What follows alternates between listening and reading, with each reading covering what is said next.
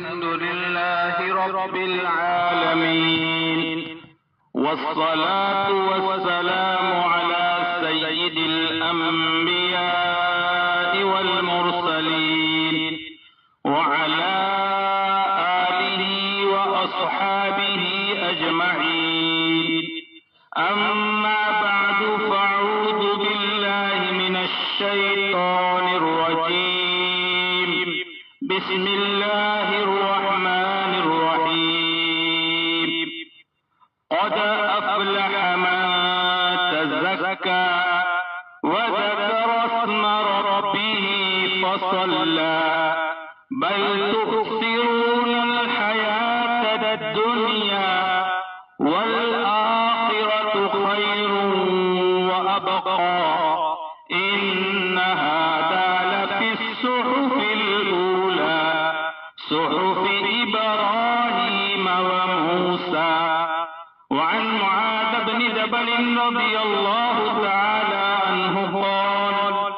أنه سأل النبي صلى الله عليه وسلم عن أفضل الإيمان، قال أن تحب لله وتبغض لله وتهمل لسانك في ذكر الله. قال وماذا يا رسول الله؟ قال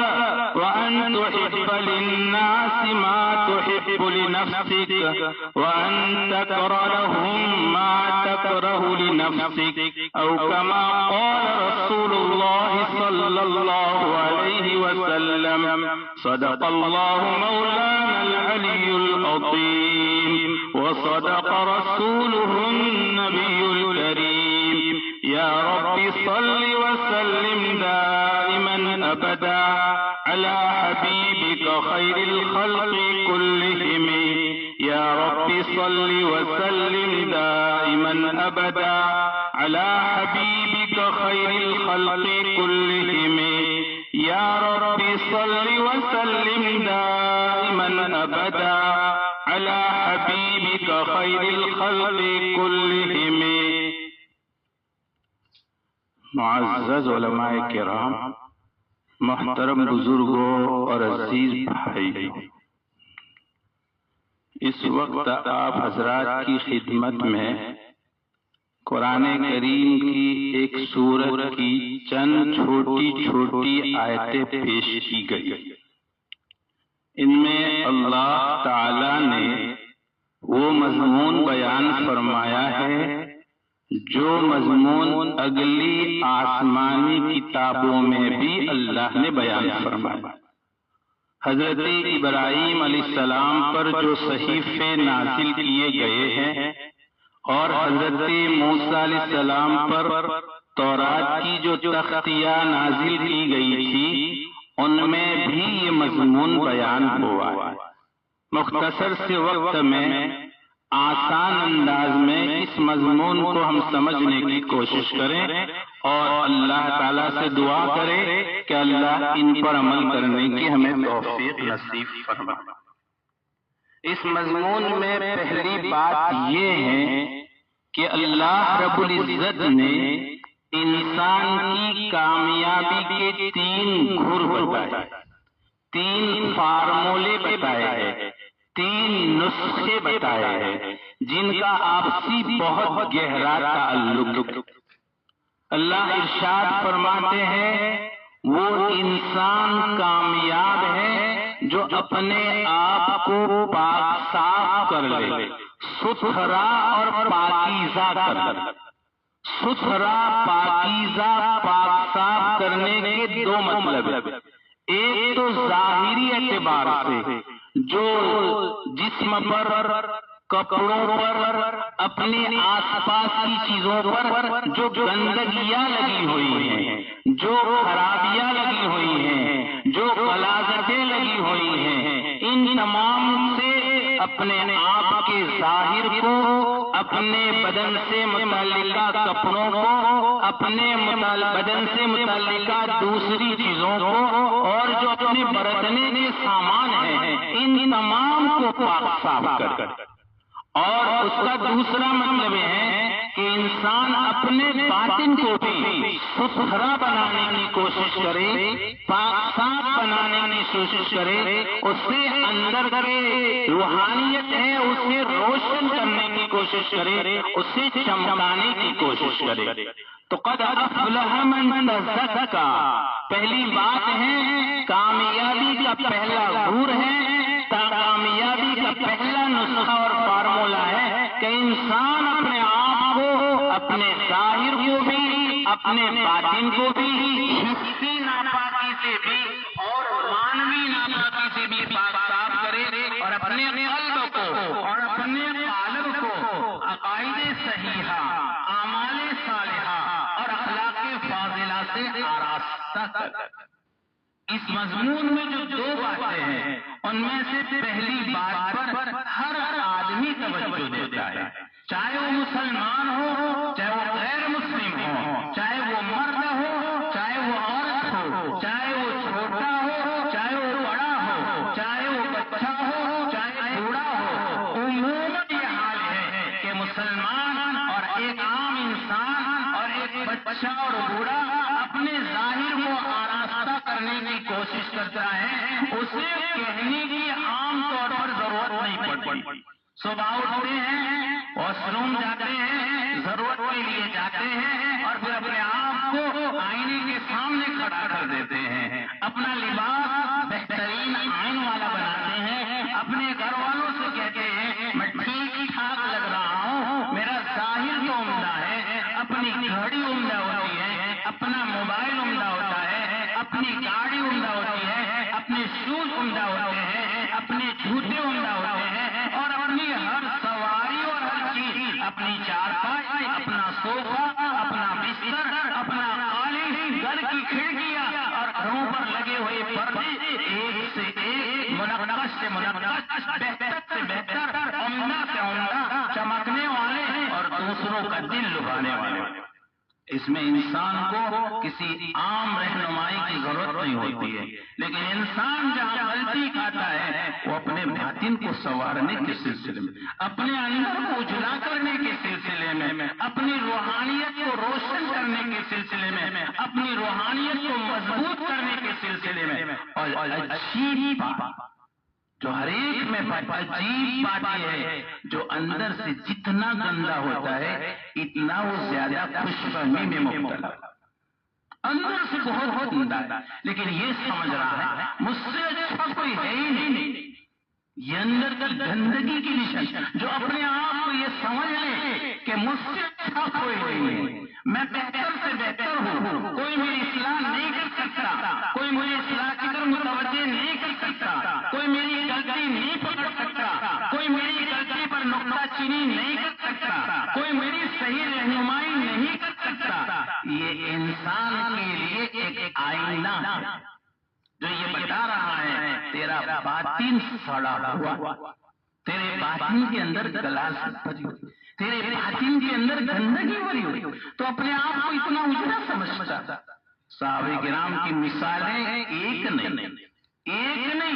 بے شمار مثالیں ہیں جو ہم سنتے ہیں، پڑھتے ہیں، جانتے ہیں لیکن عمل نہیں کرتے۔ کون نہیں جانتا؟ حضرت حنظلہ رضی اللہ تعالیٰ عنہ کو گھر سے دوپہر میں شدید گرمی میں نکل رہے،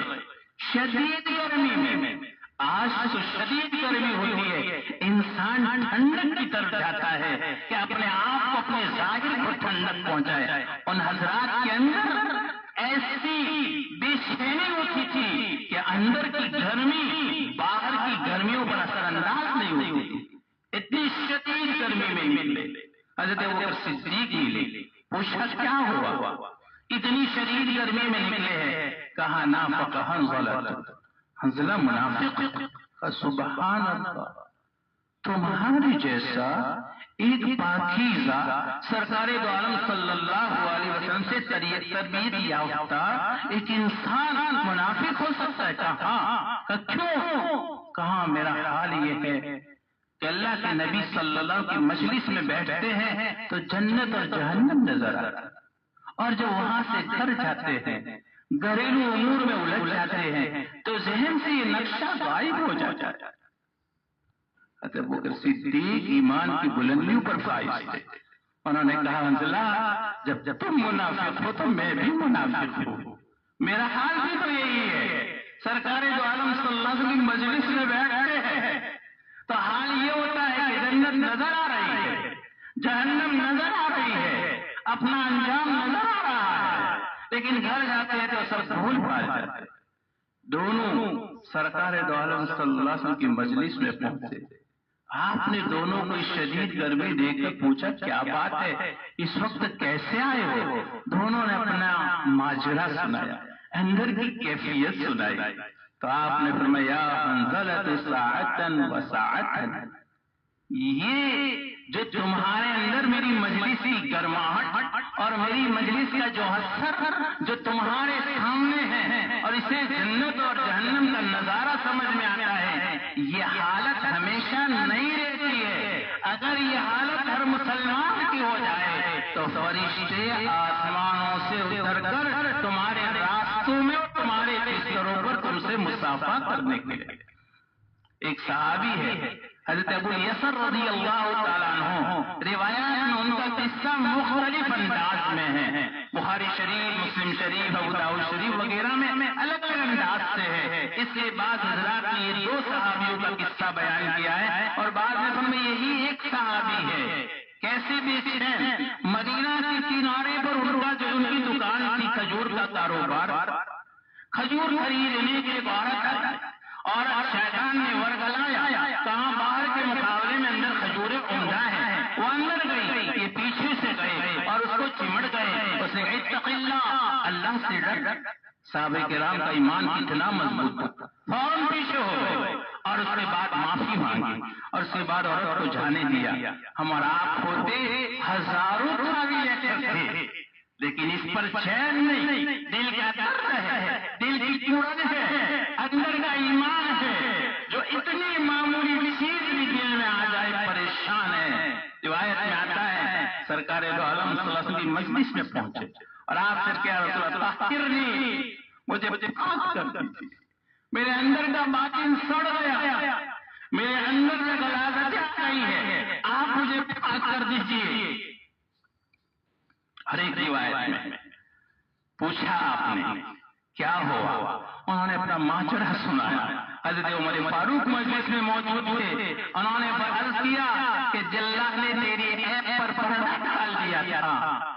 تجھے کیا ضرورت تھی کہ اپنا یہ عیب سب کے سامنے کھولتا؟ آپ خاموش رہے، آپ یہ سمجھ رہے تھے عمر فاروق کی بات بھی اپنی جگہ پر صحیح ہے کہ اس طرح گناہ ہو جائے تو کوئی بات نہیں، تنہائی میں اللہ سے رو لے، لیکن ان کا اندر کا جذبہ بھی صحیح ہے، آپ خاموش رہے۔ نماز ہوئی، نماز سے فارغ ہو گئے، پھر وہ کھڑے ہوئے، یا رسول اللہ اختم علیہ کتاب اللہ، اللہ کا جو حکم ہو، اللہ کی جو سزا ہو، شریعت نے جو مقرر کی ہو، آپ مجھ پر نافذ کر دیجیے۔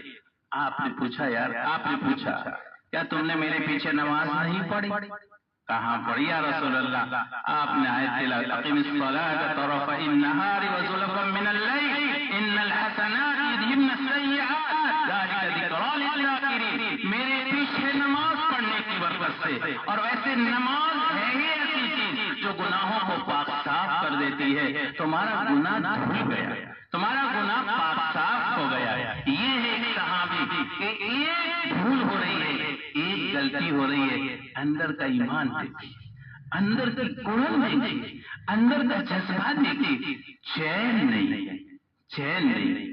ہمارے اسلامی معاشرے پر اور بہت دور نہیں، ہم میں سے ایک اپنی ذات پر اور اپنے گھر کے ماحول پر نگاہ ڈالے، گناہوں کی وہ حد ہے جو ہم پار کر چکے ہیں اور ایسا لگتا ہے کوئی گناہ نہیں ہے جو ہم سے سرزد نہ ہو رہا ہو، اور ہمارا حال یہ ہے گناہوں کی تعویلات میں ہم لگے، یہ ایسا یہ ویسا، ادھر کا میرے بھائیو، ساری تعویلات اپنی جگہ پر، لیکن کر قیامت کی یہاں اللہ کے یہاں حشر کے میدان میں کوئی تعویل نہیں چلے، کوئی تعویل نہیں چلے گی، وہاں تو یہاں کا جو کچھ بھی کیا ہے وہاں صاف لکھا ما لہذا الکتاب لا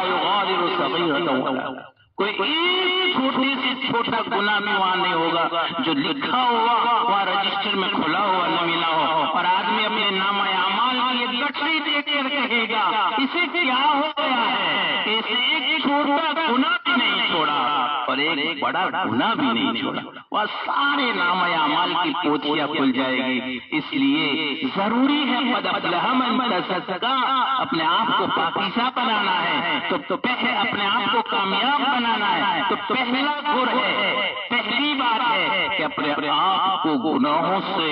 ہر طرح کی غلاظتوں سے، ہر طرح کی برائیوں سے، ہر طرح کی گندگیوں سے جیسے ظاہر کو صاف رکھنے کی کوشش کرتے ہیں، اپنے باطن کو بھی صاف کرنے کی کوشش۔ دوسری چیز وَذَكَرَ اسْمَ رَبِّهِ، کامیابی کی دوسری چیز ہے اپنے پروردگار کا نام لے۔ اپنے پروردگار کا نام لینے کا مطلب مفسرین نے بیان کیا ہے، ہر جگہ یہ تصور کریں کہ میرے رب کا حکم کیا،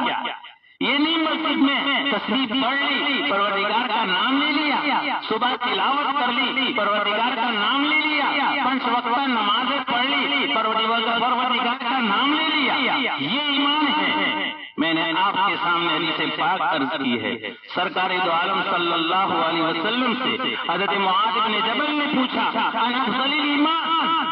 سب سے بہتر ایمان کیا؟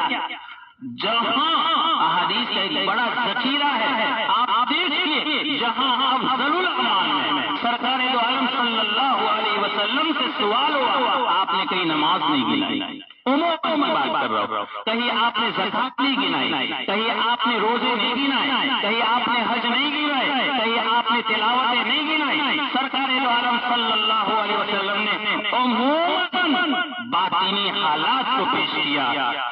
اکمل الایمان اکملکم ایمانا احسنہم اخلاقا، قرآن حدیث پاک میں مختلف مضامین میں حدیث سے سمجھا رہا ہوں، یہ ہے کہ حضرت معاذ بن جبل فرماتے ہیں سرکار دو عالم صلی اللہ علیہ وسلم سے عرض کیا انا افضل الایمان، افضل الایمان کیا ہے؟ آپ نے فرمایا ان تحب للہ، محبت صرف اللہ کے لیے، وان تبغض للہ، نفرت صرف اللہ کے لیے، وتحمل لسانک فی ذکر اللہ، اور تمہاری زبان اللہ کے لیے تر و تازہ رہے اللہ کے ذکر میں، ہر جگہ یہ احساس میرا رب مجھے دیکھ رہا ہے۔ حضرت معاذ پر مماز آیا رسول اللہ اور فرمائی، آپ نے کتنی شاندار بات فرمائی، آپ نے فرمایا ان تحب للناس ما تحب لنفسک، اپنے لیے جو پیمانہ ہے دوسروں کے لیے بھی پیمانہ وہی۔ نکاح کی مجلس کے عنوان سے یہ بیان کی دعوت مجھے ملی ہے، میں آپ کو یہ مضمون سمجھانے کی کوشش کر رہا ہوں کہ یہ پیمانہ ہمارا یہ ہونا چاہیے جو اپنے لیے پسند کرے وہ دوسروں کے لیے بھی پسند کرے۔ ہمارے معاشرے میں ایک بڑا المیہ یہ ہے کہ ہم یہ چاہتے ہیں سب اچھا ہمارے لیے، لیکن ہم دوسروں کی اچھائی کی کوئی رعایت نہیں کرتے، خصوصاً معاشرتی مسائل میں، گھریلو مسائل میں۔ آج ہمارا اگر جو ہے کوئی داماد ہے، ہم نے کسی کو اپنی بیٹی دی ہے اور داماد اگر ہماری بیٹی کے ساتھ اچھا سلوک کرتا ہے، بہتر سلوک کرتا ہے، اسے آرام پہنچانے کی کوشش کرتا ہے، اس کی عزت اور اس کے احترام کا خیال رکھتا ہے، تو دنیا میں ڈھنڈو پیٹتے ہم کہ کتنا بااخلاق داماد ہے۔ لیکن یہی پیمانہ جب ہمارے یہاں بہو آتی ہے، ہمارا بیٹا ان سے اچھا برتاؤ کرتا ہے، ہمارا بیٹا ان سے اچھا تعلق رکھتا ہے، اس کے آرام کا خیال کرتا ہے، کسی موقع سے اگر کام کاج کا بوجھ اس پر زیادہ ہوتا ہے تو گھر والوں سے سفارش کرتا ہے کام اس سے کم لے لو، تو کہتے ہیں زن مرید ہے، بیوی کا غلام ہے۔ میرے بھائیو، یہ دو پیمانے کیسے کہ اپنی بیٹی کے ساتھ ہمارا داماد بہت اچھا برتاؤ کرے تو دنیا کا سب سے بہتر انسان، اور پرائی کی بیٹی کے ساتھ ہمارا بیٹا اچھا برتاؤ کرے تو وہ زن مرید ہے۔ یہ کیسے؟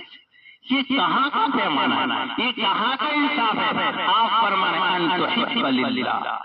اللہ کے لیے محبت کرو، اور اللہ کے لیے محبت کی نشانی یہ ہے کہ اللہ کے احکام کو سامنے رکھ کر کے حدود اللہ کو قائم کرتے ہوئے اپنے ماتحتوں سے محبت کا معاملہ کرو، اپنے بڑوں سے بھی اور اپنے چھوٹوں سے بھی، وَأَن تُبْغِضَ لِلَّهِ،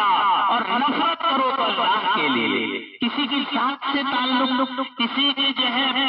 بدگمانی کی وجہ سے کسی سے بڑا برتاؤ، یہ اللہ کے یہاں پسند نہیں ہے۔ ان تبغض للہ، اللہ کے لیے نفرت کرو تو اللہ کے لیے۔ اور اس حدیث میں بھی ہے وَأَن تُحِبَّ لِلنَّاسِ مَا تُحِبُّ لِنَفْسِكَ، جو اپنے لیے پسند کرو دوسروں کے لیے بھی پیمانہ وہی۔ وَأَن تَكْرَهَ لِلنَّاسِ مَا تَكْرَهُ لِنَفْسِكَ، اور جو دوسروں کے لیے اپنے لیے برا سمجھتے ہو دوسروں کے لیے برا سمجھو۔ یہ بہت بڑی چیز ہے۔ اور تیسری بات جو سرکار دو عالم جو اللہ رب العزت نے فرمایا وَذَكَرَ اسْمَ رَبِّهِ فَصَلَّى، اور نماز پڑھے۔ نمبر 1 باطن کو پاکیزہ رکھے، نمبر 3 ہر وقت اللہ کو یاد رکھے، اور اللہ کو یاد رکھنے کا فارمولہ ہی یہی ہے کہ نمازوں کا اہتمام کرے۔ نماز کا اہتمام نہیں ہوگا انسان کبھی بھی پاکیزہ نہیں ہو سکتا۔ آپ مثال کے طور پر میں سمجھا دوں، ایک وہ انسان ہے جو نمازی ہے اور ایک وہ انسان ہے جو بے نمازی ہے۔ دنیا کی کوئی لیبارٹری اگر دونوں کا جو ہے ٹیسٹ کر سکتی ہے تو ٹیسٹ کر کے دیکھے، جو نمازی ہے اس کا دل اعلیٰ ہوگا اور جو بے نمازی ہے اس کا دل گندا ہوگا۔ قرآن نے نماز کا بہت بڑا فائدہ یہی بتایا ہے، اتل ما اولیک من کتاب ربک واقم الصلاۃ ان الصلاۃ تنہی عن الفحشاء والمنکر، نماز انسانوں کو گناہوں سے روکتی۔ عموماً بھائی لوگ سوال کرتے کہ کتنے نمازی ہیں وہ گنہگار ہیں، نماز پڑھتے ہیں اور زنا کرتے ہیں۔ قرآن نے کہا ہے نماز گناہوں سے روکتی ہے، گناہوں سے روک دیتی ہے، ایسا نہیں۔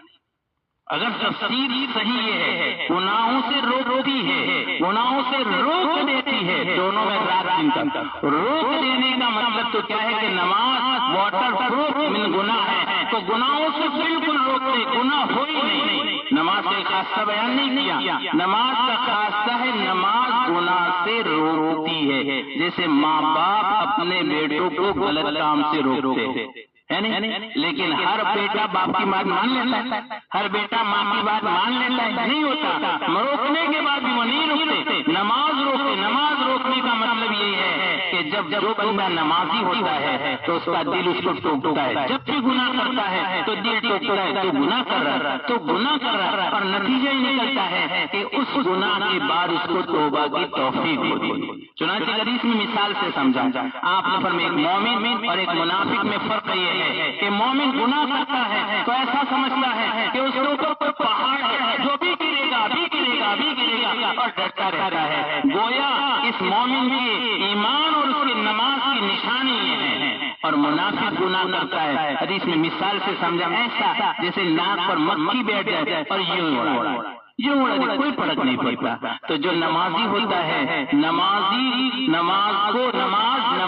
کو گناہوں سے روکتی ہے، اسے روکتی ہے، گناہ کرتا بھی ہے تو بھی توبہ کی توفیق ہوتی ہے، اور عام طور پر گناہ کرنے کی کوشش کرتا ہے تو نماز یاد دلاتی ہے تو کہاں جا رہا ہے، تو کہاں جا رہا ہے۔ تو یہ مضمون ہے اس ان آیات میں، جس میں کامیابی کی 3 گر ہیں۔ نمبر 1 اپنے ظاہر اور باطن کو پاک رکھے، نمبر 2 اللہ کو ہر وقت یاد رکھے، نمبر 3 نمازوں کا اہتمام کرے۔ اور ان تینوں کے لیے فارمولہ یہ ہے کہ اپنی آخرت کو سامنے رکھے، دنیا کو نہیں، بل تؤثرون الحیات الدنیا والآخرۃ خیر وابقیٰ۔